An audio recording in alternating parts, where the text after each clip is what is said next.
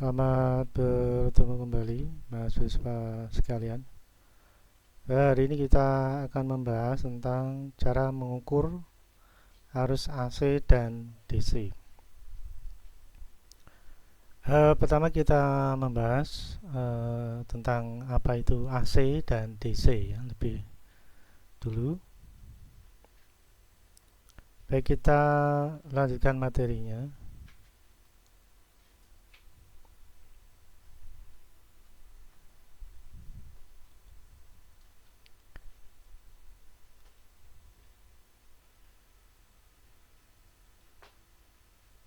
Kita mulai dari pembangkit listrik lebih dulu ya.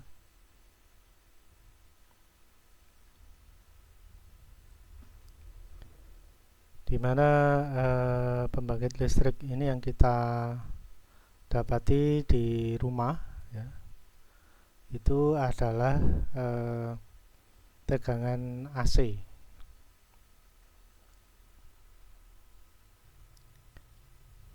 Nah, karena tegangan AC, maka kita akan lebih fokus bila kita mempelajari sumber dari tegangan AC tersebut, ya, yaitu generator.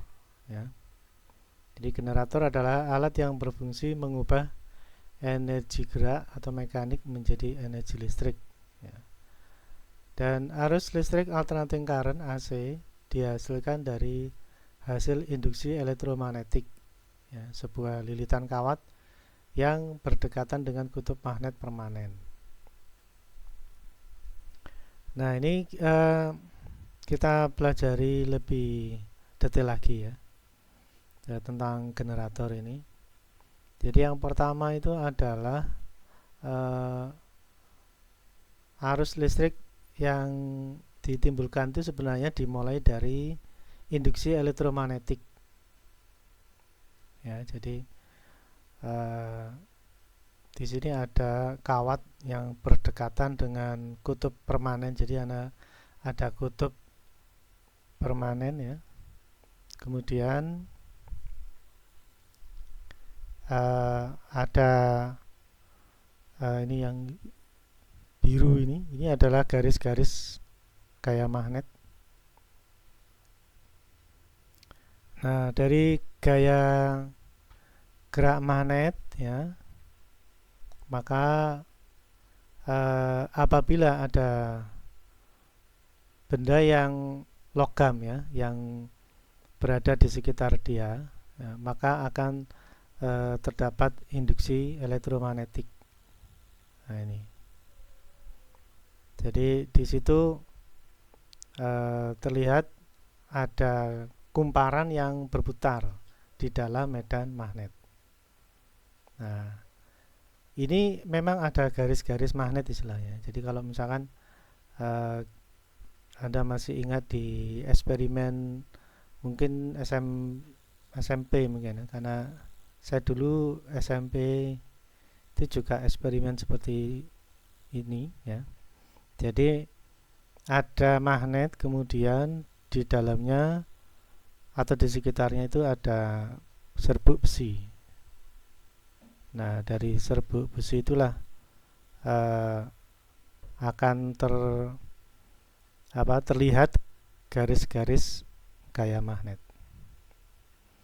Ya, jadi itu walaupun tidak tampak tapi bisa dibuktikan ya, dari atau menggunakan garis-garis gaya magnet itu menggunakan serbuk besi ya.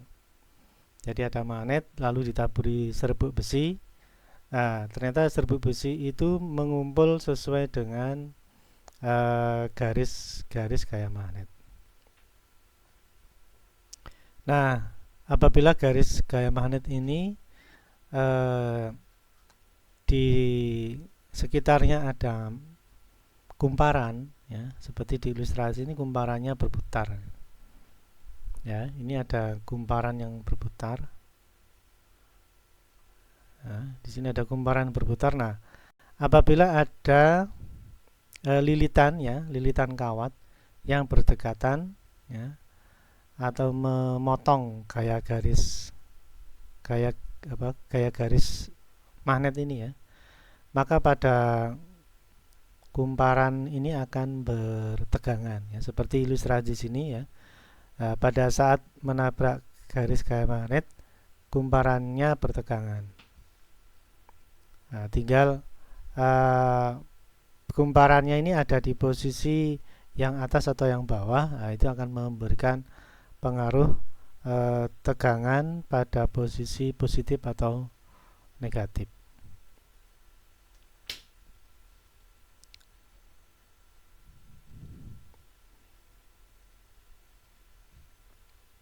Nah, sekarang kita bisa lihat di bawah, di belakangnya ya. Ini ada titik yang bergerak ya. Di titik yang bergerak itu, kalau Anda amati ya, itu mengikuti pergerakan kumparan. Ya, jadi di sini saat tegangan turun, maka titik ini turun ya. Kemudian saat tegangan naik, titik ini naik ya. Ini sebagai ilustrasi antara gambar alat ukur dan bentuk gelombang yang dihasilkan, gelombang AC yang dihasilkan. Nah, di sini ada kumparan, lalu ada perlakuan berputar ya. Jadi ada perlakuan yang berputar pada kumparan di dalam medan magnet. Maka pada kumparan itu akan bertegangan. Nah, itu konsep dari generator. Baik, kita lanjutkan materinya.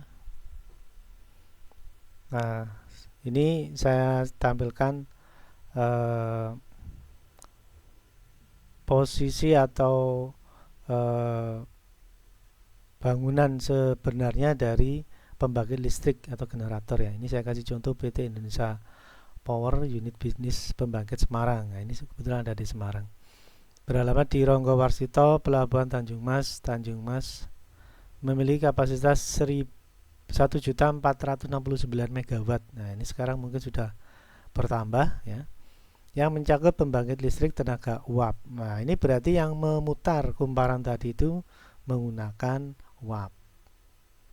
Kumparannya tetap, tapi yang memutar kumparan tadi sehingga bergerak ya di dalam medan magnet itu menggunakan energi uap.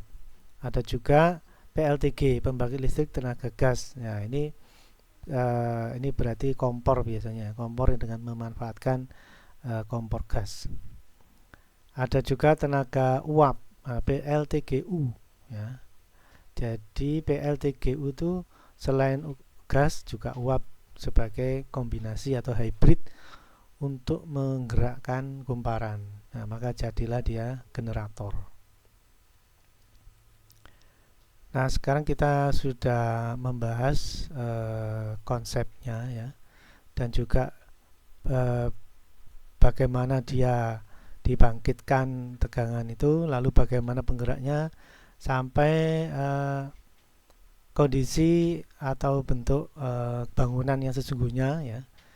Nah, itu sudah saya tunjukkan.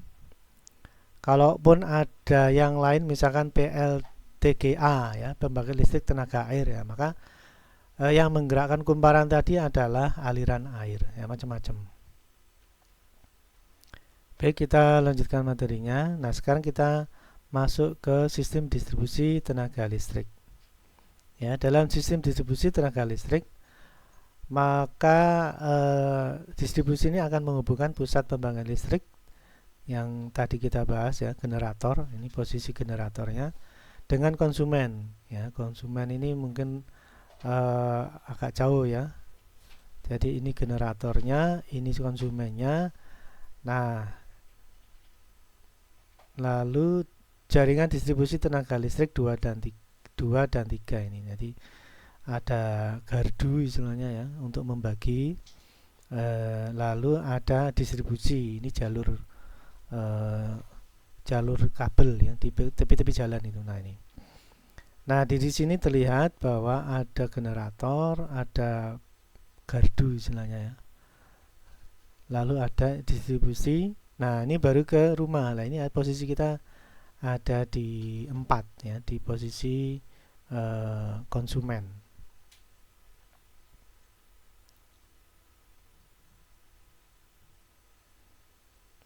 Nah, sekarang kita sudah paham bahwa listrik yang ada di rumah kita itu ya dari generator atau pembangkit listrik yang tadi sudah saya jelaskan.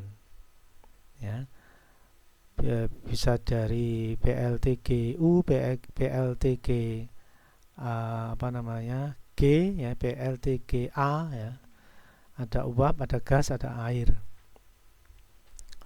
Nah, hal yang menarik adalah apabila rumah kita bila rumah kita itu terlalu jauh dengan generator, maka titik jauh ini tegangannya akan berbeda dengan rumah yang dekat dengan generator. Jadi kalau yang generator mungkin 220, maka yang jauh ini bisa jadi 180 ya. Nah, ini maksud dari saya menjelaskan ini adalah apabila rumah Anda jauh dan tegangan kalau sudah malam menjadi 180-an, Anda sekarang jadi tahu ya, karena posisi rumah Anda jauh dari sumber ya. Tapi kalau rumah Anda dekat dengan sumber ya tidak masalah. Tapi kalau jauh maka tegangannya menjadi 180, dan ini harapannya menjadi sebuah bentuk pemahaman positif ya. Sehingga bukan karena perbedaan perlakuan, tapi karena posisi rumah kita jauh dari sumber. Nah, kemana tegangannya? Ya terserap di sepanjang distribusi ya. Jadi kalau distribusinya itu jauh dari rumah kita, ya kita dapat tegangan yang sudah berkurang karena turun karena sudah terserap di sepanjang distribusi ya. Sehingga kita bisa bersikap positif ya. Jadi kalau pagi sampai siang ya, mungkin menjelang sore masih normal. Nah, begitu sore sampai malam, nah Anda siap-siap perangkat stabilisator misalkan. Jadi mikirnya positif ya, bukan karena ada permasalahan di PLN-nya, enggak, tapi karena memang rumah kita jauh dari sumber. Sehingga sikap positifnya itu adalah begitu malam kita menyiapkan stabilisator, atau rumah kita elektroniknya jangan perangkat yang 220 saja, tapi kalau bisa perangkat yang tegangannya otomatis itu antara 110 sampai 220 misalkan. Jadi nyikapi permasalahan di rumah yang tegangannya turun itu dengan sikap yang positif ya.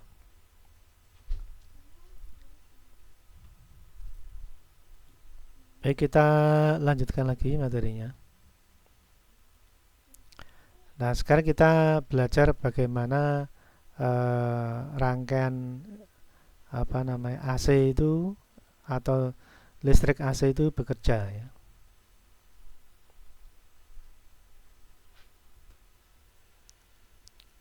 Nah, ini arus mengalir berubah arah ya, bolak-balik setiap detik. Tegangan PLN mempunyai frekuensi 50 Hz, berarti arus mengalir berubah arah setiap 50 kali dalam 1 detik. Ya, jadi kalau Anda lihat di ilustrasi ini ya, di sini ada perubahan arus ya. Nah, ini dari gambar ini kadang naik, kadang turun ya. Pengertiannya arahnya ya. Dan ini membuat lampunya menyala. Jadi saat bergerak dari kanan ke kiri nyala, kemudian dari kiri ke kanan juga nyala. Jadi arah arusnya itu dari kiri ke kanan atau negatif ke positif. Lalu juga bisa jadi dari negatif ke positif dari arah yang berlawanan. Ya, karena berputarnya kumparan tadi ya, sehingga arah arusnya berbeda selama 50 kali per detik. Ya, karena perputaran motor generatornya juga 50 Hz ya, karena pergerakan motornya kumparannya 50 Hz, maka kumparan itu mempengaruhi arus yang mengalir juga berubah 50 Hz. Nah, memang kondisinya seperti ini ya, sehingga kalau Anda amati di rumah, misalkan Anda punya lampu bulam, kalau di video coba Anda video ya, itu nanti berkedip-kedip itu. Nah, itu karena perubahan arus AC yang bergerak dari arah yang berlawanan ya. Dan itu berlangsung selama 50 kali setiap detik. Oh, ya itu memang karena pergerakan putaran generator seperti itu, akhirnya efek tegangan listrik di rumah kita juga seperti itu gitu ya. Nah, kita sudah bahas tentang generator, kita juga sudah bahas tentang tegangan AC sampai di rumah. Nah, sekarang kalau kita di rumah, coba materinya saya lanjutkan. Nah, begitu sampai di rumah, kita nggak butuh tegangan AC, tapi malah butuh tegangan DC. Ya, maka kalau Anda punya laptop atau mungkin perangkat yang lain yang disertakan oleh barang tersebut ya. Jadi misalkan Anda beli produk, maka barang itu akan disertai sebuah produk tambahan. Apa? Power supply. Ya, jadi misalkan Anda punya handphone, Anda mesti beli charger. Ya, itu power supply. Atau Anda punya perangkat audio yang lain, pasti punya adaptor. Ya. Anda punya monitor, ya sekarang LCD misalkan, ada adaptornya ya, karena LCD butuh tegangan DC ya 12 volt. Sementara di rumah tegangan AC, maka butuh adaptor. Kemudian laptop itu 12 volt DC. Nah, karena di rumah itu tegangannya AC, maka kita harus menyiapkan adaptor ya untuk mendapatkan tegangan 12 volt DC. Ya, jadi di rumah itu justru yang kita butuhkan sebenarnya tegangan DC. Nah, padahal di rumah kita dapatkan dari PLN AC. Ya, nah, sekarang jadi pertanyaan baru ya, kenapa kita dapat AC ya? Nah, sementara kita butuhnya DC ya. Jadi kalau misalkan ada yang bertanya ya itu karena memang tegangan AC itu bersifat fleksibel ya, 220. Nah, sementara PLN juga nggak mungkin menyediakan tegangan yang bermacam-macam. Padahal kebutuhan kita macam-macam juga ya. Ada laptop, ada power supply, ada radio, ada apa yang lain ya, tegangannya macam-macam ya. Maka kita memaklumi nggak mungkin PLN menyediakan tegangan DC sebanyak itu ya. Dan sesuai dengan ilustrasi tegangan AC tadi ya, kawat yang dilewati tegangan AC kalau Anda lihat tadi itu sempat gelap ya, karena perubahan arus selama 50 kali per detik itu. Nah, sehingga tegangan pada kabel itu sempat nol ya, dan ini membuat kabel menjadi dingin ya, sehingga PLN memang menyediakan tegangan AC. Nah, kita yang menyesuaikan sendiri sesuai kebutuhan dengan menyediakan adaptor.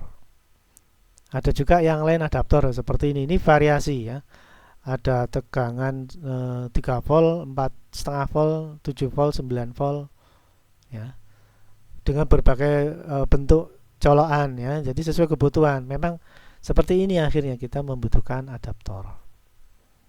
Ya, ini perlu kita sikapi positif ya, karena memang PLN nggak mungkin lah ngasih tegangan DC yang bermacam-macam sesuai kebutuhan kita ya. Baik, kita lanjutkan lagi. Nah, ini adalah ilustrasi tegangan DC ya. Jadi arus mengalir satu arah setiap detik. Tegangan aki mempunyai frekuensi 0 Hz, berarti arus mengalir satu arah setiap detik. Jadi tegangan DC itu aliran arusnya itu terus menerus ya. Ya, dari elektron yang banyak menuju yang sedikit. Ya, jadi memang elektronnya mengalir ya. Sampai negatifnya ya.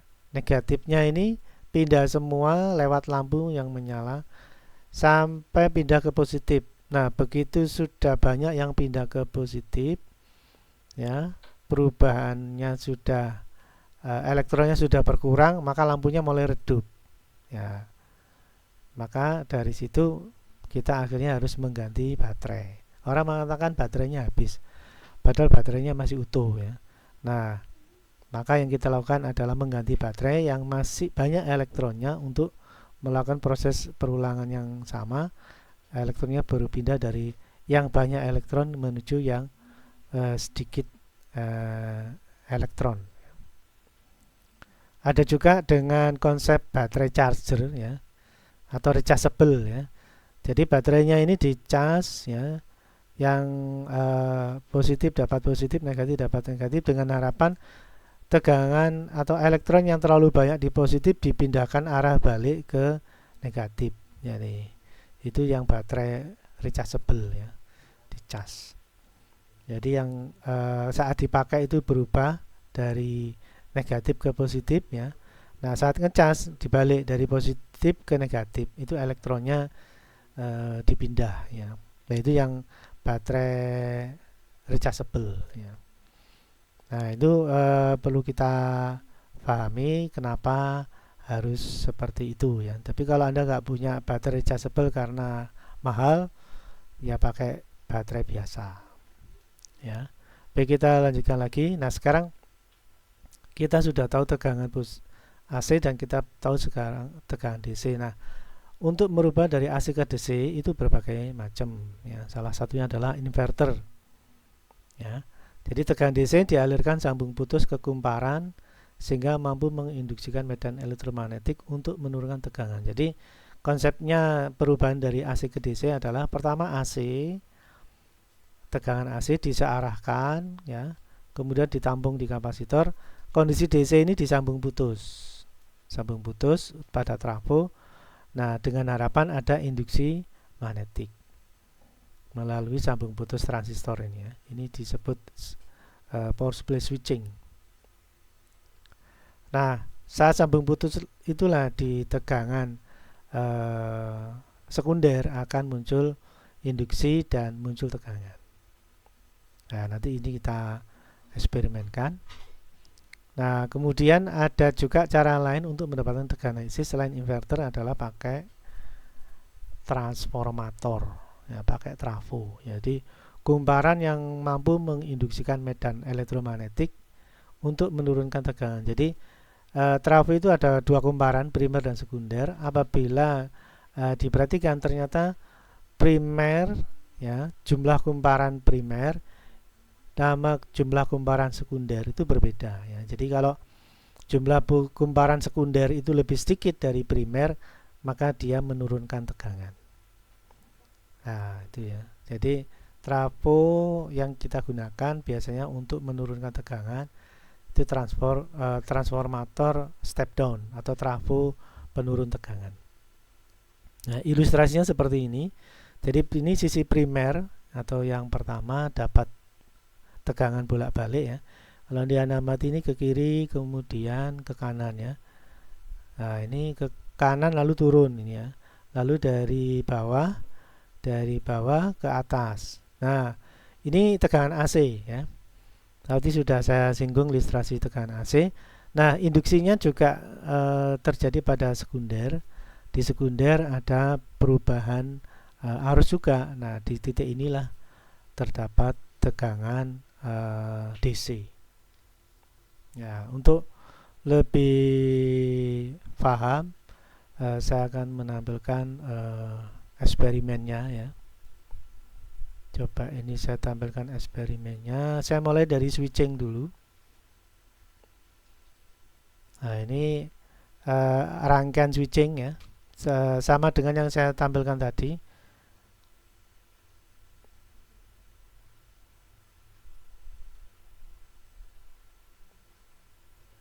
Nah, ini kalau saya nyalakan ya. Jadi ini ada trafo, ada tegangan AC.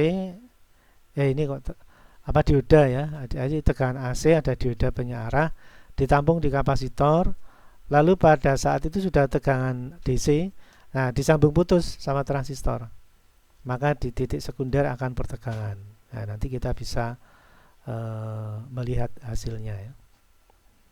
Lalu di sini ada osiloskop ya untuk memantau sambung putus di kolektor. Ini ada kolektor, ada transistor, ini nanti kita pantau pakai osiloskop ya. Coba ini saya hidupkan. Rangkaian sudah saya hidupkan, kemudian di sini tegangan AC sudah mengalir, disearahkan menjadi DC. Kemudian menuju ke primer trafo, di sini ada transistor yang sambung putus. Indikator sambung putus adalah Anda lihat di sini ada osiloskop ya yang menampilkan sambung putusnya itu.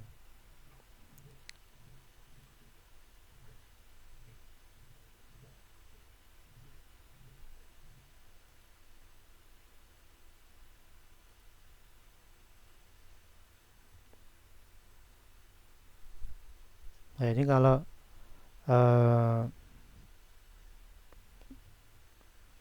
time per diffnya saya perkecil, maka sambung putusnya kelihatan besar. Coba ini saya pause ya. Nah, ini Anda lihat ini on, ini null, ini high. Jadi pada saat null ini ada transistor yang saat itu on sehingga mengalir ke ground. Lalu saat ini tegangan naik berarti transistornya sudah off sehingga tegangannya naik kembali. Ya, coba saya naikkan lagi.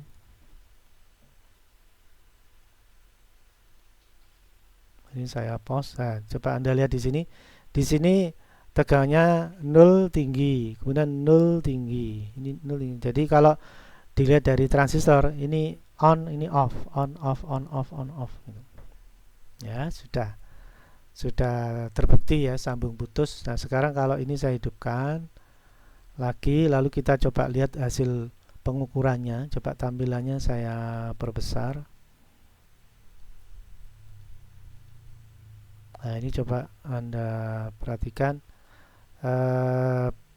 tegangannya ya.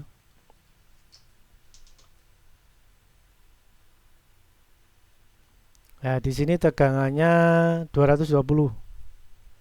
Ya, 220 volt AC. Ini ada dioda penyearah, jadi disearahkan menjadi DC, ditampung di kapasitor. Dan di sini ada voltmeter DC ya. Voltmeter DC, tegangannya sekitar 300-an. Jadi terukur di titik ini 300 volt. Nah, 300 volt DC ini disambung putus oleh transistor. Nah, oleh transistor ini tadi sudah kita lihat di titik ini lewat osiloskop sambung putus ya. Nah, dari situ primernya sambung putus, lalu kita lihat di sekunder. Nah, di sini ada posisi sekunder dioda penyearah. Lalu di sini saya pasang voltmeter DC. Nah, di sini terukur tegangan DC sekitar ya 20-an volt DC ya. 20-an volt DC. Nah, dari sini terlihat bahwa ada perubahan konversi yang terjadi pada adaptor ya. Inputnya dari PLN itu 220, kemudian outputnya adalah tegangan 20-an volt DC. Sesuai kebutuhan ya. Tentunya bisa 12 volt, 20 volt atau berapa. Namun poinnya di sini adalah proses adaptornya menggunakan metode switching. Nah, tadi di ilustrasi ya sudah saya tunjukkan lewat paparan materi ya. Nah, ini alternating current ya. Alternating current dirubah menjadi direct current menggunakan inverter ya. Jadi tegangan AC disearahkan menjadi DC, ditampung di kapasitor, tegangannya di sini terukur 300-an volt, masuk ke primer trafo, kemudian di switching oleh transistor. On off-nya juga sudah kita pantau, lalu sekundernya ada dioda penyearah, lalu terukur pakai voltmeter DC sekitar 20-an. Nah, ini yang trafo model inverter ya. Kemudian berikutnya adalah eh, tadi itu adaptor model inverter. Sekarang adaptor model transformator ya. Di sini kalau Anda lihat tegangan AC lalu masuk ke trafo ya, ke primer, lalu di sekunderinya ini langsung ada dioda yang mana trafonya ini trafo step down ya. Sehingga inputnya 220, outputnya tegangan DC-nya rendah ya. Coba ini saya tampilkan eksperimennya.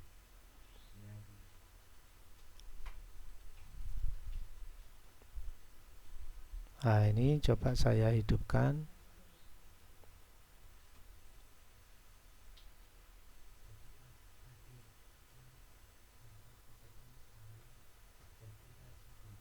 Nah, ini coba ini ya, ada tegangan PLN 220, ada trafo, ini trafo step down ya.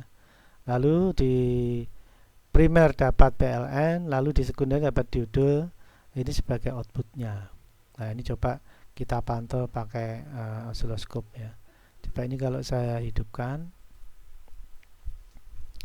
ya di sini ada trafo dengan input PLN ya 220 volt. Lalu di sekundernya ada dioda penyearah, lalu outputnya adalah ini 5 volt ya. Dan Anda lihat di sini di tampilan oscilloscope ini 0, ini 4, ini 8. Jadi separuhnya itu 6 ya.